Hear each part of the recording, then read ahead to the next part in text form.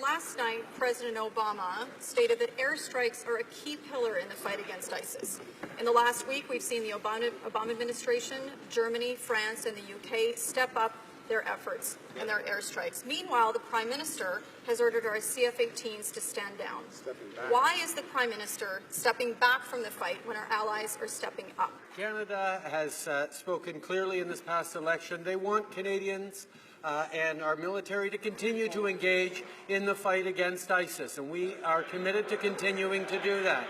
However, we have also made a clear commitment to withdraw the 6 CF-18 fighter jets and engage in a continued way militarily, in humanitarian efforts and in refugee efforts, which we are continuing to do. I engage with our allies on these issues, and they've reassured me that we are continuing to be helpful. Let's just be clear about what ISIS is. They are a death cult that sell children and women into sexual slavery. They target and kill gays and lesbians, and they have murdered thousands of Muslims, Christians, Yazidis, and other religious minorities. Yet the Prime Minister says he's going to take our CF-18s out of the fight. Just how bad does it have to be in Iraq and Syria for him to leave our CF-18s there?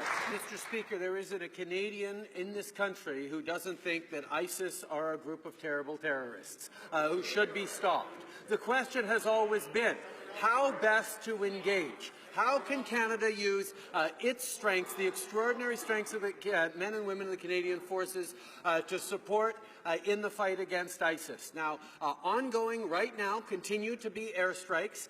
We have committed to end those airstrikes and to transform our engagement in a different way, equally militarily, to ensure that Canada continues to be a strong member of the coalition fighting against ISIS. Canadians are proud to see a change in tone on climate change, but they're also hoping that the change of tone will bring about a concrete change of direction. Once it finally decides on Canada's targets, will this government make them binding by enshrining them into a climate change accountability law here at home?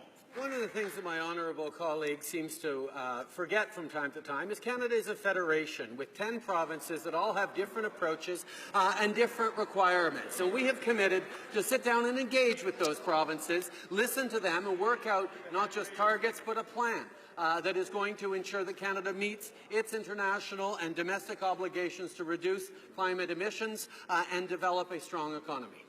Thought he just said he had a plan. During the campaign, the Liberal leader said he would, quote, restore robust oversight and thorough environmental assessments. But last week, the Environment Minister said that projects initiated under the Conservative system will, quote, continue on that path. Can the Prime Minister reveal whether pipelines, for example, now under review, will undergo a thorough assessment that includes greenhouse gas impacts? Or will they simply continue to use the woefully inadequate assessment system left by the Conservatives? It's very clear, Mr. Speaker, that Canadians know that we need both a strong environment and a protected, strong economy and a strong environment at the same time. That's why Canadians want a system environmental assessment that they can trust. We will launch a public review and we will make the changes needed to restore public confidence in the environmental assessment of natural resource projects. We will modernize the National Energy Board to ensure that its composition reflects regional views and has sufficient expertise in environmental science, community development, and Indigenous traditional knowledge.